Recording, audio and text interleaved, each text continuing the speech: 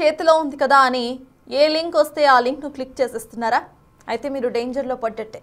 Cyber నేరగాళ్లు మన WhatsApp ను సైతం టార్గెట్ చేసి కొత్త దోపిడీకి దిగుతున్నారు. ఆర్టీఏ చలానా, పీఎం కిసాన్, కరెంట్ బిల్లుల పేరుతో ఏపీకే ఫైల్స్ పంపిస్తున్నారు వాళ్ళు. వీటిని క్లిక్ చేస్తే మీ ఫోన్లోని కాంటాక్ట్స్, ఓటీపీస్ అన్నీ కూడా వాళ్ళ కంట్రోల్లోకి వెళ్ళిపోతాయి. కేవైసీ ముసుగులో బ్యాంక్ నుంచి కాల్ చేసి కాల్ ఫార్వర్డింగ్ కోడ్ను సైతం డయల్ చేయించుకుంటున్నారు వీళ్ళు. ఆ కోడ్ కొడితే మీ వాట్సాప్ హ్యాక్ అయ్యి మీ ఇన్ఫర్మేషన్ అంతా కూడా వాళ్ళ చేతికి చిక్కుతుంది. ఇలా ఉద్యోగ ఆఫర్ల పేరుతో వచ్చి నిరుద్యోగులను మోసం చేస్తున్నారు వీళ్ళు.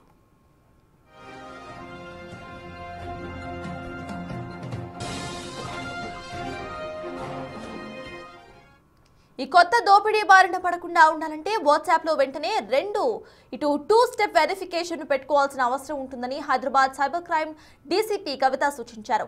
తెలియని నంబర్స్ నుంచి కాల్స్ గనక వస్తే బ్లాక్ చేసి రిపోర్ట్ కొట్టాలని అన్నారు. అనుమానం వస్తే సెట్టింగ్స్ లో కాల్ ఫార్వర్డింగ్ ఆప్షన్ ను డిజేబుల్ చేయాలని అన్నారు. విదేశీ నంబర్ల పట్ల ఇంకా అప్రమత్తంగా ఉండాలని హెచ్చరిస్తున్నారు డీసీపీ కవిత. ఈ రోజుల్లో మనకు రిపోర్ట్ అవుతున్న కేసెస్లో వాట్సాప్ ద్వారా లింక్స్, వివిధ రకాలైనటువంటి లింక్స్ పంపి వాట్సాప్ని హ్యాక్ చేయడం, ఫోన్ హ్యాక్ చేయడము, తద్వారా అనాథరైజ్డ్గా ట్రాన్సాక్షన్స్ అన్నీ చేసి ఫ్రాడ్ అనేది జరుగుతుందండి. దీనిలో మనకి పీఎం కిసాన్ దానిలో లోన్ ఇస్తామని చెప్పేసి కొన్ని లింక్స్ పంపడము, ఆర్టీఏ చలాన్ మీది పెండింగ్ ఉంది దీనిలో కట్టమని ఒక లింక్ పంపించడము, లేదు ఎలక్ట్రిసిటీ బిల్లు ఈ లింక్ ద్వారా కొత్త అప్లికేషన్ డౌన్లోడ్ చేసుకొని పే చేయమని చెప్పడము, లేదు మీ రివార్డ్ పాయింట్స్ ఇంక్రీజ్ చేస్తున్నాము క్రెడిట్ కార్డు, దీనిలో ఈ లింక్లో మీ కేవైసీ అప్డేట్ చేయండి అని చెప్పేసి లింక్ పంపించడం, ఇట్లా డిఫరెంట్ ఏపీకే ఫైల్స్ని లింక్ ఫామ్లో వాట్సాప్ ద్వారా లేదు ఎస్ఎంఎస్ ద్వారా పంపించి ఈ ఫ్రాడ్స్టర్స్ హ్యాకింగ్కి పాల్పడుతున్నారండి.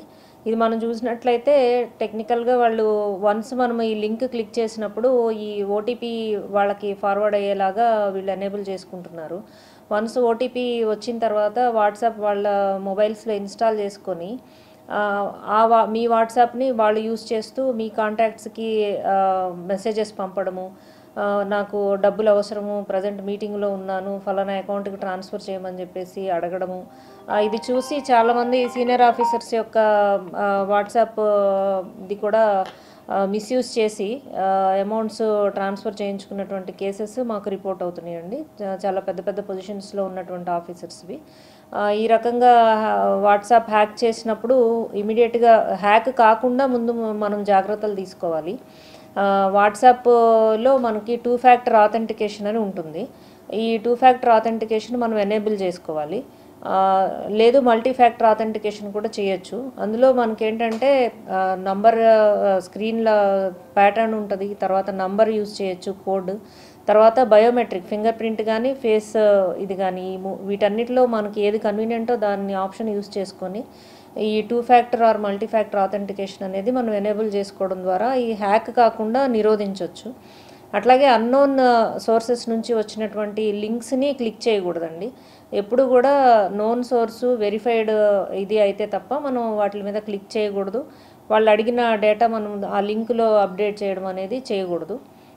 అట్లాగే మనం ఏదైనా అప్లికేషన్స్ డౌన్లోడ్ చేస్తున్నప్పుడు ఆథెంటిక్ సోర్స్ నుంచి డౌన్లోడ్ చేయాలి. ఈ గూగుల్ ప్లే స్టోరు లేకపోతే యాపిల్ స్టోర్ నుంచి మాత్రమే ఈ అప్లికేషన్స్ అనేవి డౌన్లోడ్ చేయాలండి. లేదు మనం నార్మల్గా డౌన్లోడ్స్ చేసినప్పుడు మాలిషియస్ సాఫ్ట్వేర్ డౌన్లోడ్ అయ్యి మన ఫోన్స్ హ్యాక్ అవ్వడానికి అవకాశం ఉంటుంది. అట్లాగే ఎవరైనా మనకి లింక్స్ పంపినా ఏదైనా ఇమేజెస్ పంపినా కూడా అన్నోన్ సోర్స్ అయితే అన్నోన్ నంబర్స్ అయితే ఆ ఇమేజెస్ డౌన్లోడ్ చేయకూడదు. ఆ లింక్స్ ఎప్పుడు కూడా మనం క్లిక్ చేయకూడదండి. ఇవన్నీ జాగ్రత్తలు పాటించినప్పటికీ కూడా ఏదన్నా మనకి ఫ్రాడ్కి గురైనట్లయితే ఇమీడియట్గా 1930కి కాల్ చేయాలి.